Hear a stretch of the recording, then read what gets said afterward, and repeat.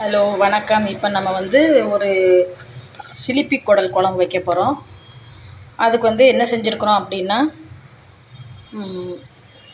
200 gram குடல் சிலிப்பி குடல் வாங்கி அதை நம்ம என்ன செஞ்சுருக்கிறோம், நல்ல மஞ்சள் பொடியும் உப்பும் போட்டு நல்லா வேக வச்சிட்டோம். இது கூட கொஞ்சம் கொழுப்பும் வாங்கி போட்டிருக்கோம், அப்படின்னா கொஞ்சம் டேஸ்ட் கிடைக்கும். அதனால் குடல் வாங்கி நல்லா 10-15 விசில், ஏன்னா குடல் நல்லா வேகணும். அதனால் நல்லா வாங்கி வச்சு அவிச்சாச்சு. இப்போ நம்ம என்ன செய்கிறோம், கடாயை வச்சுருக்குறோம். கடாய் நல்லா காஞ்சிருச்சு. இதில் கொஞ்சம் என்ன சேர்க்குறோம், எண்ணெய் சேர்த்துக்கிறோம். வேணுங்கிற அளவு எண்ணெய் சேர்த்தாச்சு. எண்ணெய் காயுது. எண்ணெய் காஞ்சிகிட்டு இருக்கையில் நம்ம என்ன செஞ்சுக்கலாம், கொஞ்சம் சீரகம் மட்டும் போட்டுக்கலாம். போட்டாச்சு. இப்போ ஒரு ஜாரில் நம்ம என்ன செய்கிறோம், கொஞ்சம் இஞ்சி பூண்டு மிளகு சீரகம் சின்ன வெங்காயம் ஒரு 2 கிராம்பு 2 ஏலக்காய் கொஞ்சம் பட்டை பெருஞ்சீரகம் போட்டு நல்லா மையாக அரைச்சி வச்சுருக்குறோம். இதில் நம்ம என்ன செய்கிறோன்னா மிளகு தான் நிறைய சேர்த்துருக்குறோம். அப்புறம் ஒரு ஜாரில் கொஞ்சம் அதே ஜாரில் அரைச்ச ஜார்லேயே கொஞ்சம் தேங்காயும் அரைச்சி வச்சுருக்குறோம். இப்போ எண்ணெய் காஞ்சிருச்சு. இப்போ என்ன பண்ணலான்னா, நம்ம அடித்து வச்சுருக்கிற இஞ்சி பூண்டு பேஸ்ட்டை அதில் சேர்த்துக்கலாம். சேர்த்துட்டு நல்லா இஞ்சி பூண்டு பச்சை வாடை போகிற அளவுக்கு நல்லா என்ன செஞ்சுக்கலாம், வதக்கி விட்டுக்கலாம். இப்போ ஒரு பிளேட்டில் கொஞ்சம் புதினா கொத்தமல்லி கருவேப்பிலை சின்ன வெங்காயம் ஒரு 2 தக்காளி கட் பண்ணி வச்சுருக்கிறேன். அவ்வளோதான், இவ்வளோ தான் சேர்க்க வேண்டிய பொருள். இப்போ நல்லா இஞ்சி பூண்டு பேஸ்ட்டு நல்லா வதங்கட்டும்.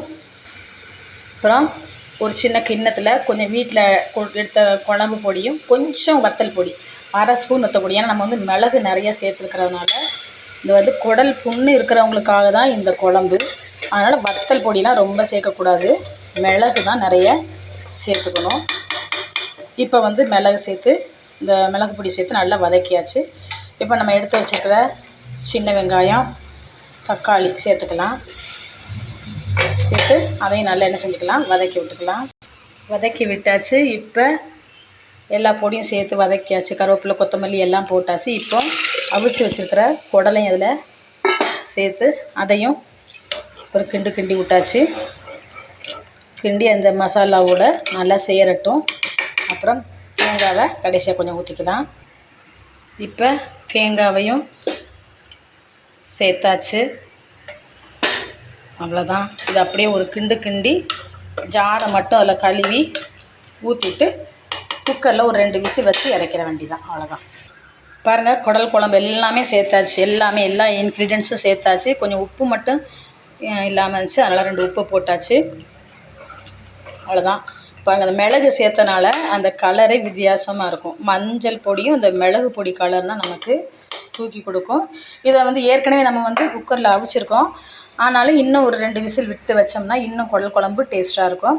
அவ்வளோதான். குக்கரை மூடி போட்டு மூடிட வேண்டியதான். இது இட்லிக்கு தோசைக்கு எல்லாத்துக்குமே நல்ல இதாக இருக்கும், அல்டிமேட்டாக இருக்கும் சாப்பிட்றது. எங்கள் வீட்டில் காலையில் டிஃபனுக்கு இட்லிக்கு இன்றைக்கி எங்கள் வீட்டில் குடல் குழம்பு தான் செஞ்சுருக்குறோம். பாருங்கள், ரொம்ப டேஸ்ட்டாக இருக்கும். இப்போ குக்கரை மூடி போட்டு மூடிடலாம். குக்கர் மூடி போட்டு மூடியாச்சு. ஒரு 2 விசில் வரவும் குடல் குழம்பை இறக்கி நம்ம சாப்பிட்டுக்கலாம். பிடிச்சிருந்தா லைக் பண்ணுங்கள், ஷேர் பண்ணுங்கள், சப்ஸ்கிரைப் பண்ணுங்கள். Okay, thank you.